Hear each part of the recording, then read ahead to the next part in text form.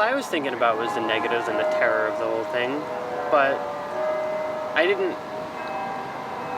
really didn't have a choice but to go through with it, because it was such a deep-seated, primal sort of discontent in the very core of my being that pretty much dominated every moment of my mind.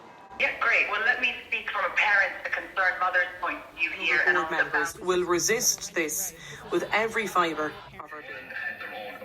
Trans-identified male student, a teenage boy, a trans girl, who is trans-identified.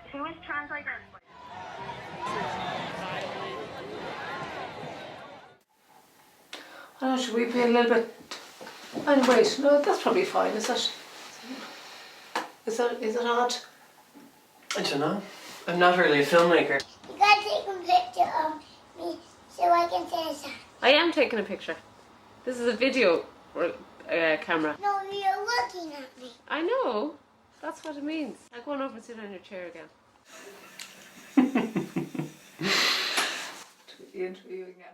I remember feeling as like an early child, I had no sense of sort of expectation beyond a sort of vague future excellence. Everything else was sort of up for grabs. Like I never felt like I had any sort of identity sort of impacted upon me as a child. It was kind of just like free sailing. Okay, that's not bad. No, it was pretty good. Early childhood was great. That was the peak, to be honest. So, how did not even your life, but your relationship with yourself change when you became a parent? Well, it changed completely, and I suppose I was a bit all over the place. I didn't know how to define myself or which was the right way to define myself. And then having a baby, having you, there was no choice in it. I found the shift from my sense of myself being focused entirely just on me to being focused on somebody else, basically, a huge relief.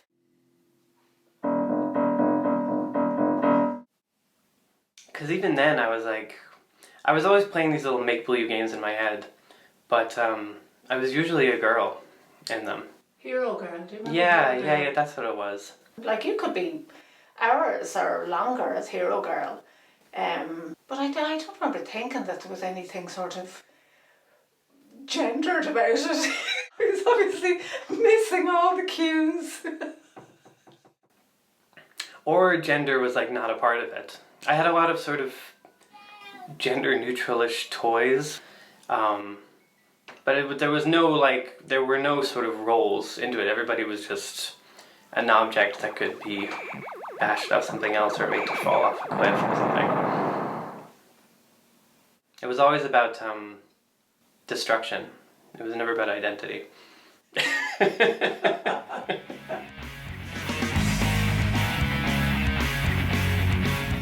I think it wasn't until I got into secondary school when I was like 13 that I really felt sort of a weight of, or even just that like things were different. There was a real sense that there wasn't going to be any belonging. So I kind of just turned off for a long time. I sort of stopped engaging with things and stopped doing things and just kind of got up in the morning and did everything I had to do and didn't do anything else, and then did it again for days and days and years. I think I kept thinking, this is just like a stage and the old you is going to reassert and is going to be there again, and this is just some little, and once that was over, the old you would be back.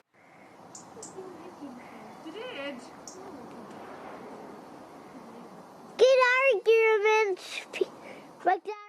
But yeah, looking back now, that light did go out for quite a long time. Great.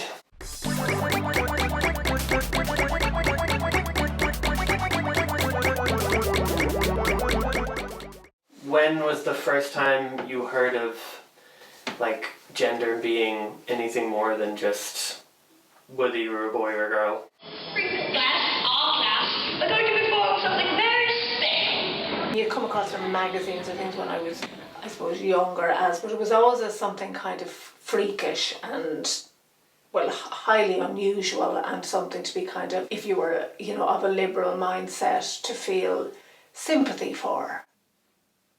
I think I had feelings of sort of wanting to sort of express myself in ways that would not be considered masculine. But I kind of had a lock on, like, how to navigate traditional society and masculinity. I kind of took pride in how easy it was for me, and how good I was at it. And then when I got into college, I sort of started to apply it, and then realized that, like, there was no place in it for the kind of person that I actually felt like I was. And it took me a really long time to transition from one to another. And that's it. No religion, no genderism. No. It's like a social contagion. But that is, no, it's not a contagion. It's just... Has a right to undress in her changing room gym without having a biological male exposed to things. My daughter. So my initial response was very much tinged by that sort of, like, terror, I suppose, that this really tough kind of life experience now was going to, and disbelief that could be the case, I suppose. I think I got the impression at the time that you saw it as just another excuse in some way for, like, not living my life right. I think I thought that it was a solution to a problem, but that you had seized on, but that the problem may have been real, but that the solution wasn't. My initial kind of a way of dealing with it was to kind of resist it without letting you know I was resisting it, I think.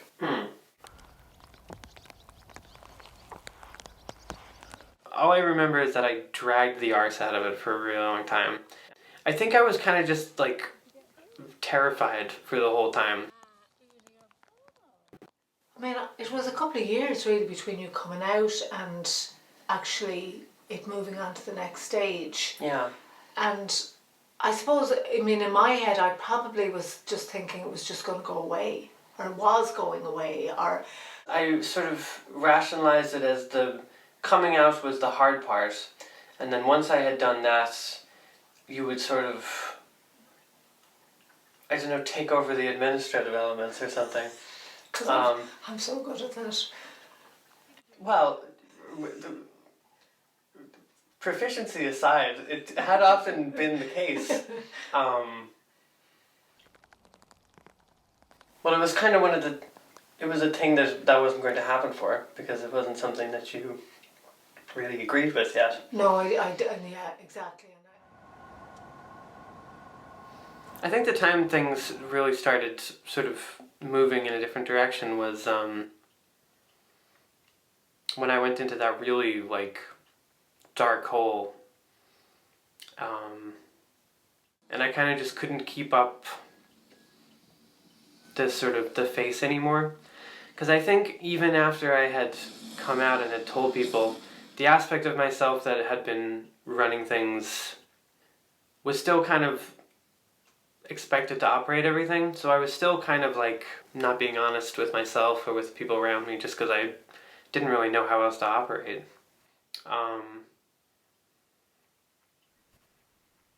But it all kind of collapsed in on top of itself, and I just fell into a pit of despair and couldn't hide it anymore. And then when you saw that, you kind of did just take over everything. And you got me a therapist and was able to work through a lot of stuff.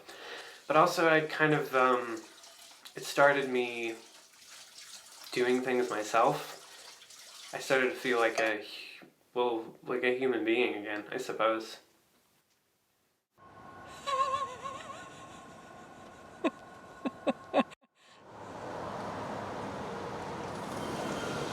I just wish that you had seen it as something that I needed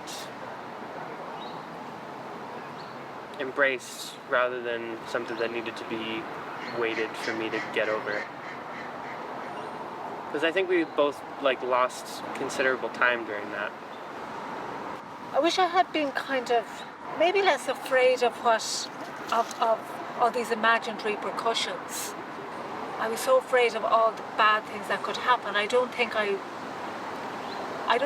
even let myself or even began to think of what the good things could be. I don't think I was able to see what the positives of you being trans could be. That just didn't come into my head. All I thought about was the negatives and the effect on you, first of all, on our family, on your brother, on Granny, Grandad, and and then kind of everything else. Like what?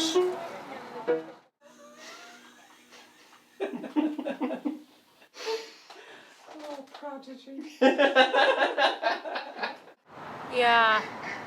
I'm glad we are where we are now. Well, me too. And when it is your own child, I can understand that you don't want them to make decisions that are going to irreversibly change the future of their lives. But also, everything they do is doing that. You can't keep them in a bubble. And you have to treat them as their own people. Just look after them. Oh well, can he be? The end. Okay.